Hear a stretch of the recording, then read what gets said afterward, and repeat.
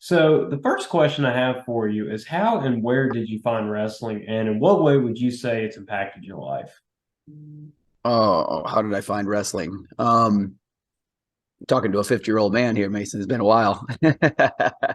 No, I mean, I very, very specifically remember I was 5 and my brother was 4, and we were from obviously from Cedar Rapids, Iowa. We were living in a small town called Ely at the time, and so my father, my dad used to drive school bus for our high school, Cedar Rapids Prairie. And mom worked at that local community college. And my dad actually used to drive the wrestling buses for Jim Zaleski and Barry Davis and Wow. Lenny Zaleski. And I mean, we had a great program at that time. And they still, Prairie still has a great program. Yeah, so we kind of grew up with Barry Davis and Zaleski brothers kind of grabbing us, at the side of the mats and kind of roll around with us. And 4 or 5 years old, that's when we got started. My brother's a year younger than I am. And so, yeah, that's how it all started right there. And it's kind of crazy. It all came back full circle in 1991 Right. when I, started wrestling in college. Barry Davis is actually our, he was one of our assistant coaches at the time at Iowa. And so was Jim Zaleski. So it was kind of crazy that's how I got started in it. So No, it's it just kind of growing up in Iowa. I think that the majority of the kids in Iowa are going to find it. They're going to find wrestling. right. No, it's such a stronghold for wrestling that Yeah. it's like your football, and I think even bigger than that. Yeah. Just, I mean, it's always the talk around there, which is a really remarkable thing about it. Very much so. Now, you mentioned Iowa and Jim Zaleski and Barry Davis, and it all coming full circle, and that really sets up my next question. So, after finishing out your prep career, how did you find Iowa, and what made you want to continue your academic and athletic career there? Well, this is kind of a strange story, honestly, and one that I mean, a handful of people know. But I was I didn't start my time at Iowa Hmm. um, with a plan to wrestle at the University of Iowa. I was after my senior year. So my brother and I were, pretty successful at the youth level, middle school level, and high school level. My brother was much more successful than I was. He was a couple times state champ in Iowa, and I placed three times in Iowa. And my senior year, I didn't win state, so for some reason I was mad at the sport of wrestling, and I said, you know what, I'm not going to wrestle anymore. I'm done. It's a wrap. And I'm just going to go to school. And I wanted to go to Arizona State and study business. And I don't know how much business I really wanted to study. I wanted to go to Arizona State and kind of, hang out in that type of environment, I guess. But I figured I'd go to Iowa for a year and just get, kind of get my college career started, and so I applied for the University of Iowa with no ambition whatsoever to wrestle. And I was admitted actually on academic probation. So I had to get a 1.0 at 1.8 GPA just to get back into school the second semester. So it was kind of strange because I mean I picked up a job at UPS where I was working three o'clock to 7 o'clock in the morning, and to say the least, my after hours habits weren't always the smartest choices, and Right. and there was actually no way at mid semester that there was that I was going to get back into school. So Mhm. um, yeah, so it was one of those things where it wasn't looking good, and I would remember, but I would always go in the wrestling room and work out, Right. and in the morning just to for my own workouts. And Coach Gable, I sat with him in the sauna, and he was asking me, what happened and why I wasn't wrestling, and they were recruiting me through high school. Obviously recruit my brother as well, and I Right. said Coach Gable said he didn't want to wrestle, blah blah blah blah. So he had actually ended up talking me into it and coming out the teams just because I think that really I kind of needed more structure.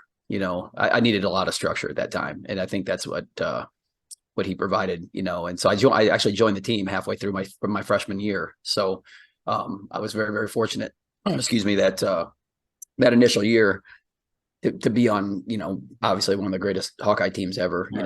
That was back when we had, 1991 was one of the best. I mean, it goes down in history as one of the best teams, with Rance Absolutely. Brothers, Steiners, Tom Ryan, Ryland, all those guys up and down the line. So I was very, very fortunate, to run into him. And I don't even know if Coach Gable would remember our conversation in the sauna. But yeah, he basically asked me why I wasn't wrestling. I told him that I was upset because I didn't win a state championship, and he told me not to be mad at the sport of wrestling. He said, "That's your own fault." I said, "I know, absolutely." So that's how it all got started. I had no intention whatsoever until Coach Gable talked me in, and then get me some structure. And I actually went from I got a 1 point. I was right. I think mid semester I was probably at a 1. I mean, it wasn't even close to getting back into school, but I ended up with like a 1.82 after my first semester. Made it back in, and then my second semester, I kept doing better and kept doing better, and then ended up on the dean's list my senior year in college. Yeah. So I really owe my college diploma to Coach Gable. I mean, I was not in a good position. I honestly don't know what I was going to do. So he was pretty impactful in my life for sure.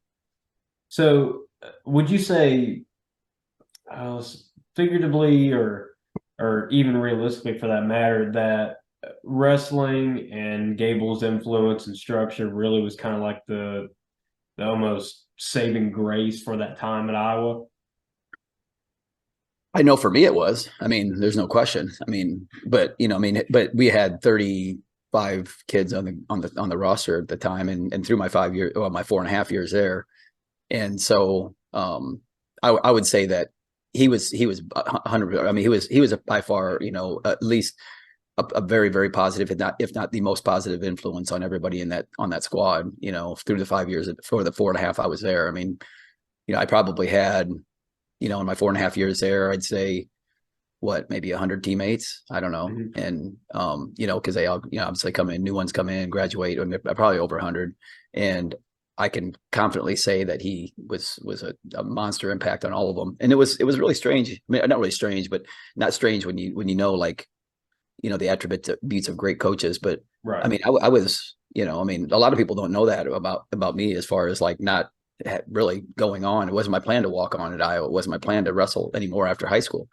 But he, kind of, pumped the love for wrestling back into me.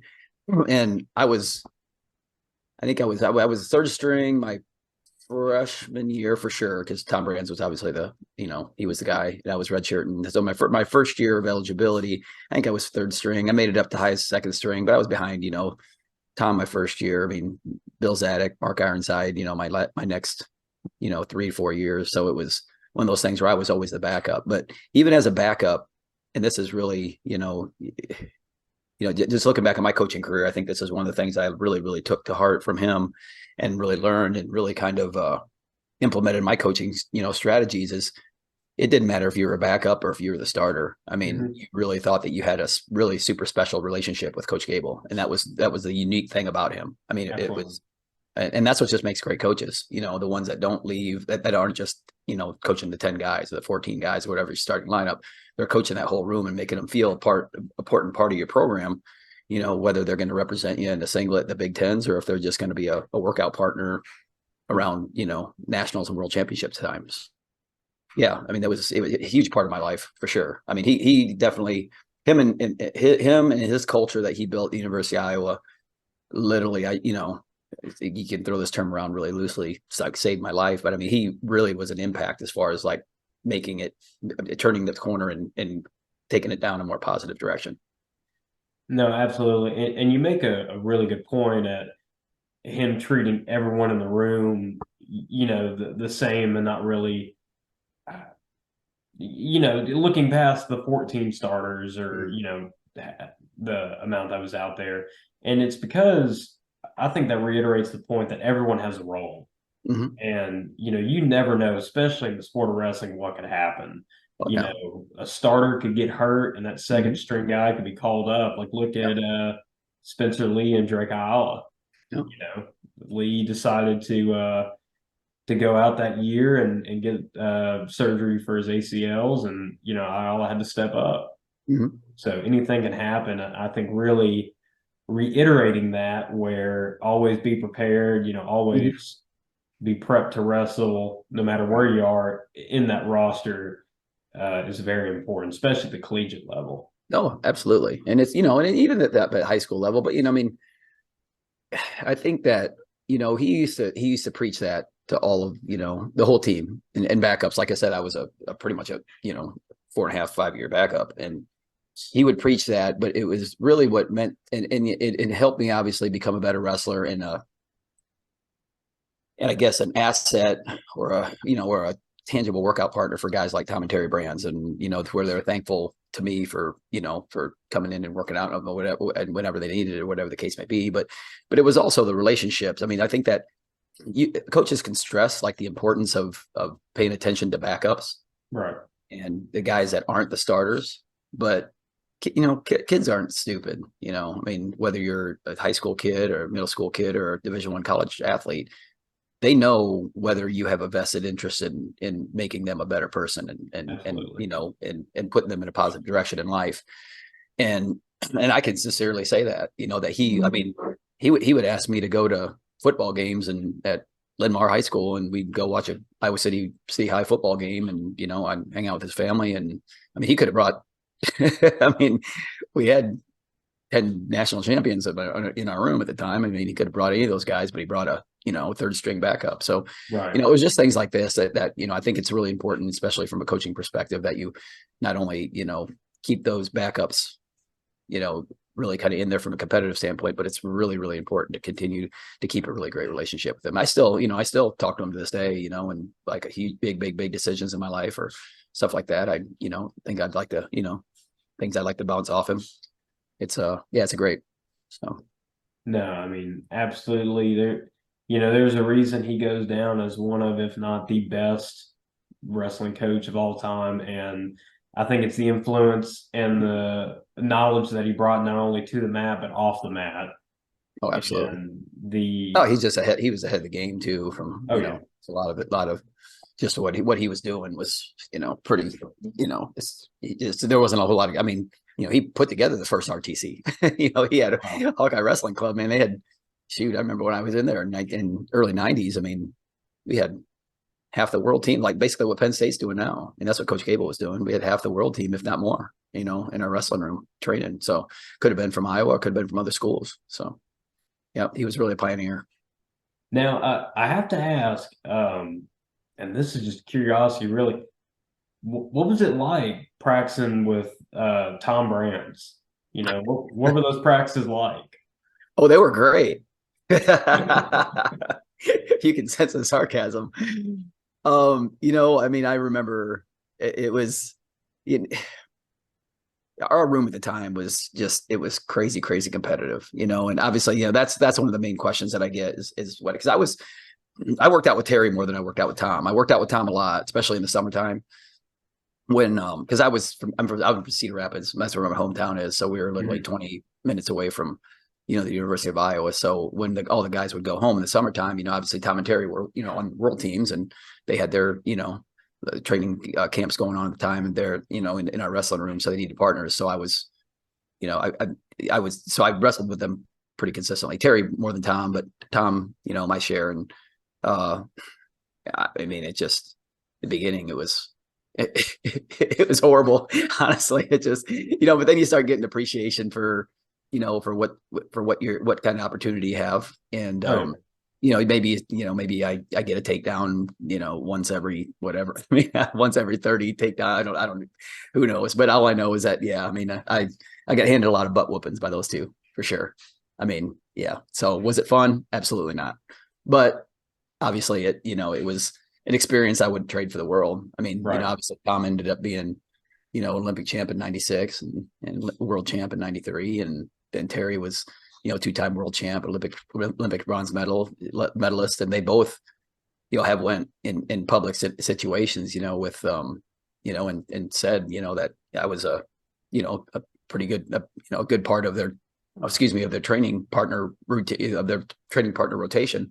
So that's pretty cool. Not everybody can say that. So, and to this Right. day, I still talk to them, pretty consistently. I mean, I love those guys. I love the program still, and I think they're doing a good job. And they'll get everything fixed. And they're yeah, like I said, they've been two very, very very big parts of my life too as well, without question. So, but I'll tell you what though, I will say this though, getting back to Gable. And I know Tom and Terry won't take offense to this because they've been on the receiving end of it too, but I would probably rather get I'd probably rather get shark baited by the Brands brothers than the wrestle Coach Gable. Coach Gable, I wrestled him a lot. I probably wrestled him more than anybody on the team from 1991 to 96. I wrestled him probably twice a week, and that was just that was no fun. I had some fun wrestling Tom and Terry, at times. I didn't. I have a difficult time remembering when I had fun wrestling Dan Gable. And he was like 50 years. He's like 50 years old.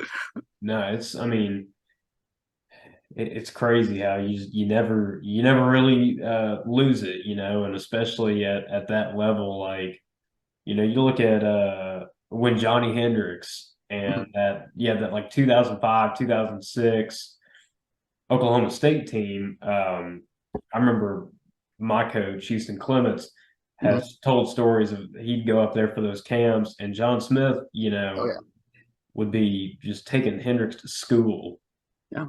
And that's someone who was just off winning a national title. Oh yeah. No, it's crazy. I mean, I say some of the things I thought it was just me because I was, like I said, I was back up, and I was about the right size for him. He's about at that age, and but I was like, it's me. He's just, I mean, I'm a scrub for crying out loud. But some of the things I saw and some of the people that I saw him put a beating on in that room, I was like, wow, that's okay. Maybe it isn't just me. Now, you mentioned wrestling him live, and I want to say that bears a question I've been wondering about.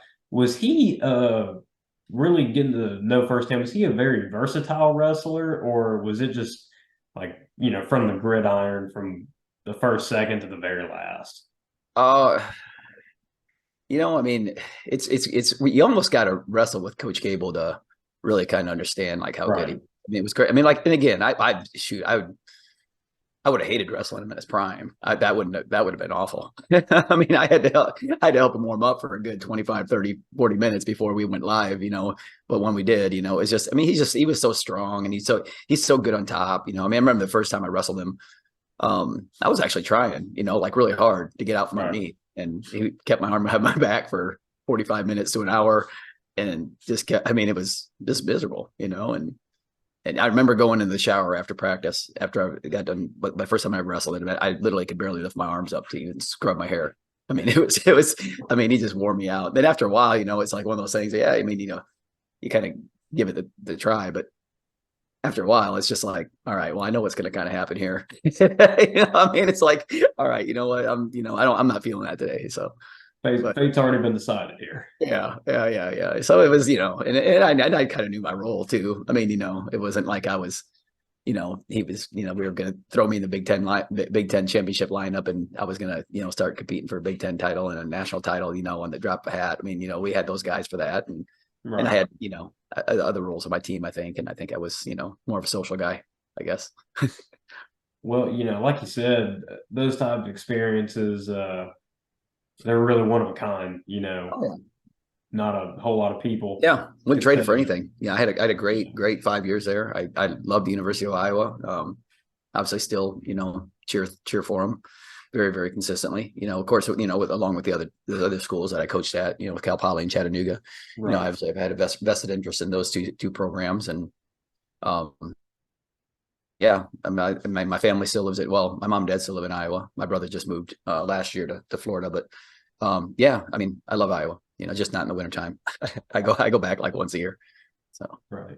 Well, you mentioned coaching, and that brings up my next question. And it's, so after, finishing out at Iowa and graduating from college, what made you want to circle back around and get involved in coaching? I've been coaching for, I would have been, let me see, I graduated college, 22, 23 years old. I've been coaching for 30 years now. I've literally have 30 years of coaching experience. I started my first kids club when I was at Iowa. So my last 2 years at Iowa, Ron Peterson was he's a good friend of our family's. He was the head wrestling coach at our old high school at the time. And he asked me if I wanted to coach his kids club, and I was like, sure. I mean, yeah, kids club season's when? He goes, well, it's actually during your season. And he kind of knew, obviously, I was a JV guy, so it wasn't like I was, but not that I didn't have practice and everything else, but I probably, could make that work as compared to, the others. But yeah, so I used to go through our Iowa practices And then I used to get my shower up real quick, get in my car, drive half hour back to Cedar Rapids Prairie High School and coach kids club 3 nights a week. So I started that when I was whatever, 20, 20 years old, and that was when I really first started getting into it. And I knew it was something I wanted to do at the time. I was studying education and I knew that I wanted to be a coach. Obviously I went into Iowa wanting to go into business and just do like some sort of business. I didn't know what kind of business. I mean, I don't know.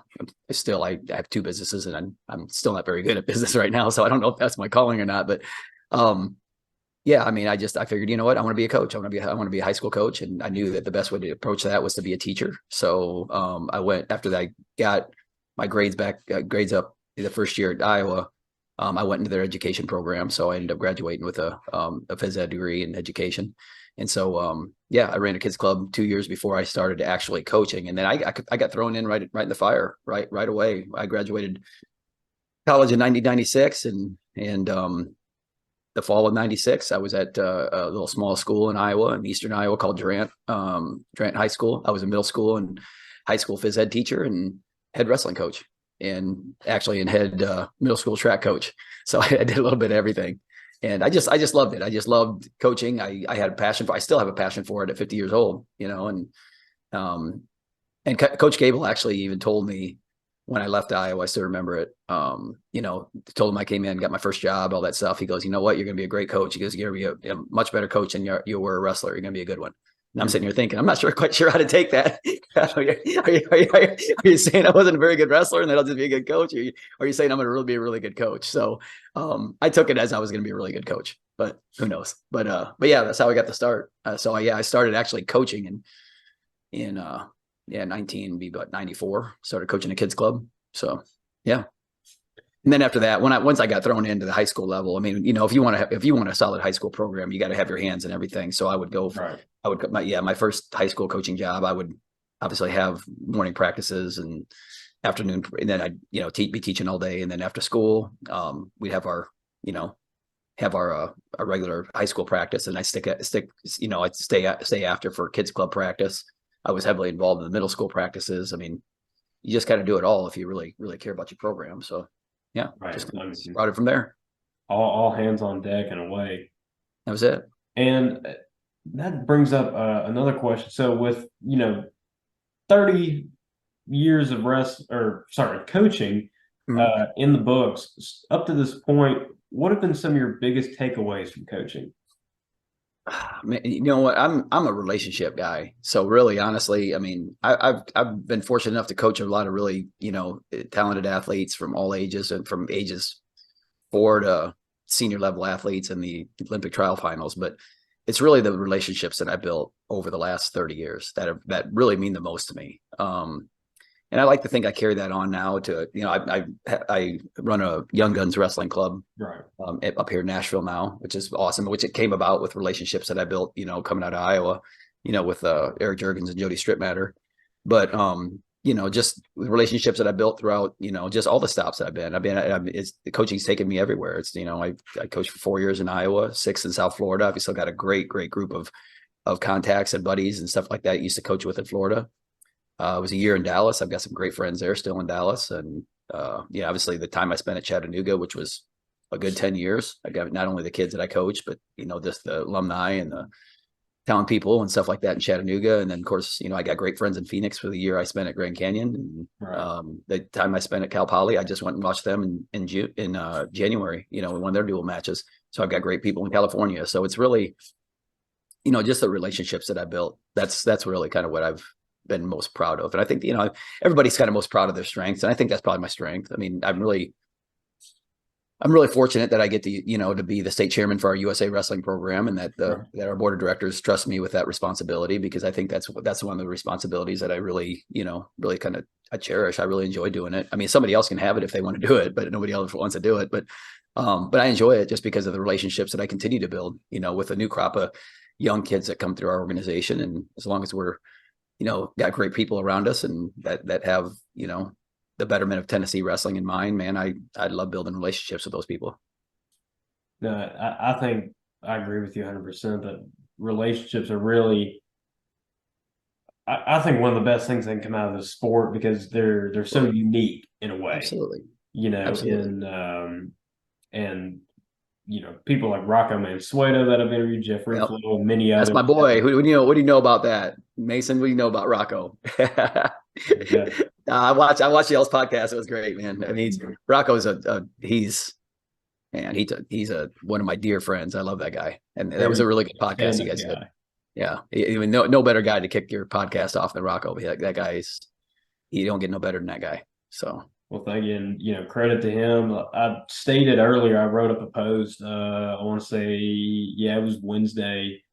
Um, I was going through my analytics for these past couple months that the podcast has been going, and in the post, I gave a big thanks to all the interviewees I've mhm, had. Like yourself, Rocco, Jeff, Ethan Reeve, Trent Como, Vivi mhm. Christopoulos, Thornberry, all those guys Yeah, and girls, and just all these awesome guests have, you know, thankfully been willing to come on and join me for an interview. It takes a village in that regard, yeah, and without those great interviewees, I wouldn't be able to produce this content and have these conversations and whatnot. So yeah. probably out of no, definitely one of the things I'm most grateful for this podcast is the opportunity to do that, Mhm, and kind of going back to what you mentioned, grow those relationships with mhm. people in the wrestling community and past that. Well, that's really. I mean, honestly, I think that's. I mean, we wrestlers are so proud of the physical aspect of the sport. I think and because it's incredibly grueling, and everybody knows Right. that. So it's one of those things where it's really easy to hang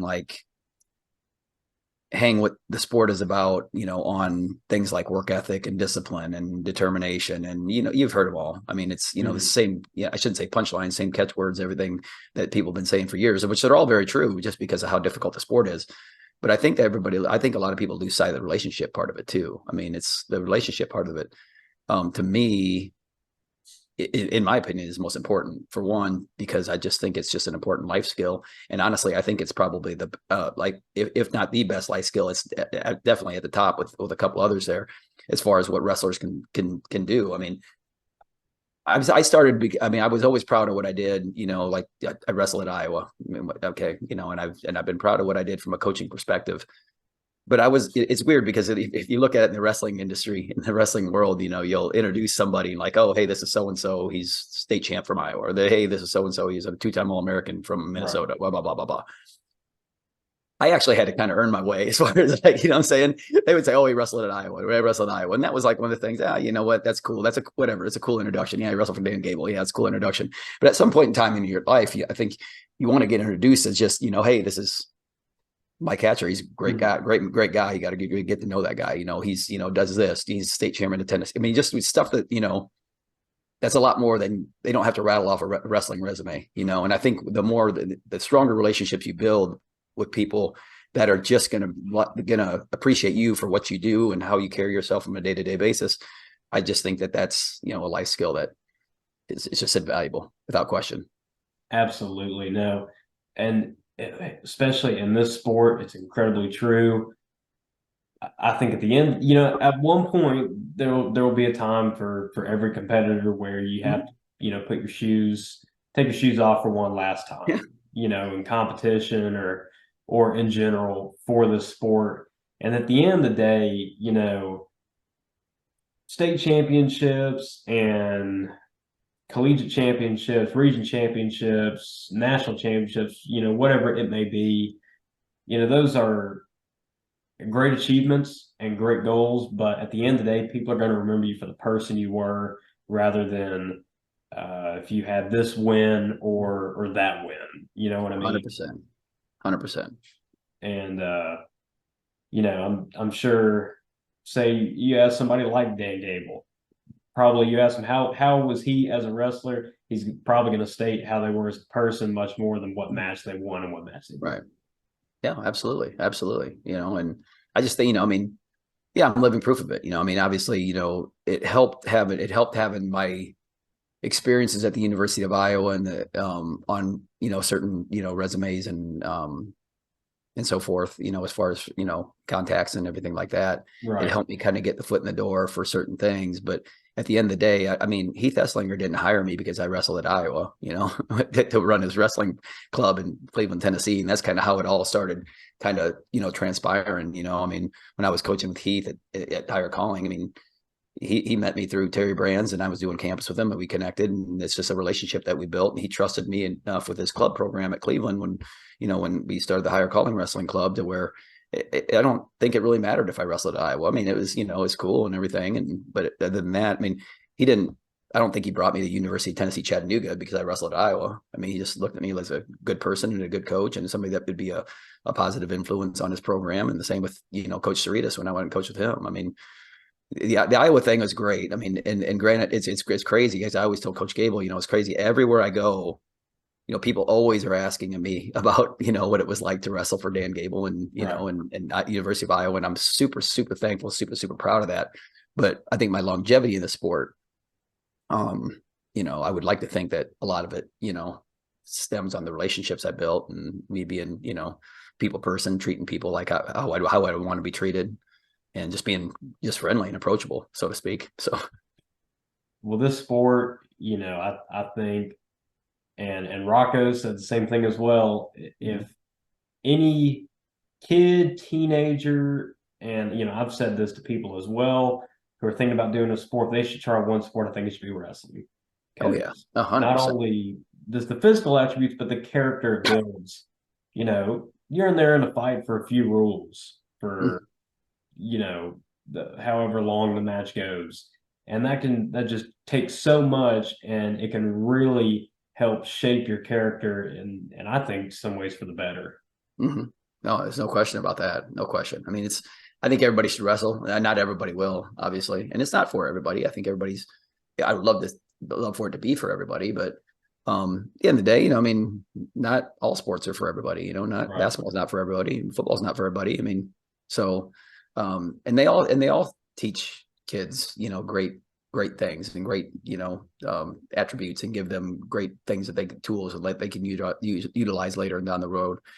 I mean, the big thing about wrestling is that it's way, way too difficult for, if the kids don't want to do it, it's way too difficult of a sport to force a kid to do it. I mean, if Right. they would rather play baseball or basketball or be a gymnast or a swimmer or whatever the case may be, something that's going to teach them some accountability and the life lessons that, we kind of hang our hat on from a wrestling perspective. It doesn't really matter what sport it is. I think sports just in general are great. And if they don't want to play sports, then go to the band, go to the debate, Mhm. go do something extracurricular, that where you've got people that care about you, that hold you accountable. That's the big thing. Absolutely. It's a sport where you truly have to lock in and buy in, and embrace the grind and embrace the Mhm. changes, and everything that comes with it, and much more. Absolutely. Absolutely. Well, thank you for joining me. It's been awesome to get to interview you and Yeah, discuss you bet. wrestling, Iowa, and coaching, and all that. And I hope Young Guns continues to do well, and all that. And good luck next wrestling season as well. Yeah, appreciate it. Like I said, we really appreciate what you're doing, Mason. I think it's great, man. I think this podcast is outstanding, and you're getting great guests on here. I mean, and I can't speak for myself, but the ones you had on here previous were really good. And just keep doing what you're doing, man. I love people getting involved and promoting wrestling. It's fantastic. Well, thank you. I appreciate it. And like I've stated before, getting to do this podcast is an incredible opportunity, and the relationships that you build, that I'm able to build off of that, and everything of that nature has just been awesome. And I'm incredibly grateful for that. And it's funny too, because it's almost like a crossover with the Power Hour podcast, and Yeah, yeah, the Wrestleback podcast. Which reminds me, I haven't pumped one out. We've been really, really, really busy with our organization here in the last 2, 3 weeks, which is, just with our major events we've had going on. So I haven't had a chance to get some kids on. We've had some kids do some really great things. Right. So I've got to I got to get back to my job and get that done. So Well, best of luck with that as well. And like I said, with the clubs and coaching, and everything in general, I hope it all goes well. appreciate it. Thanks so much, Mason. I thank you. Take care. All right, buddy.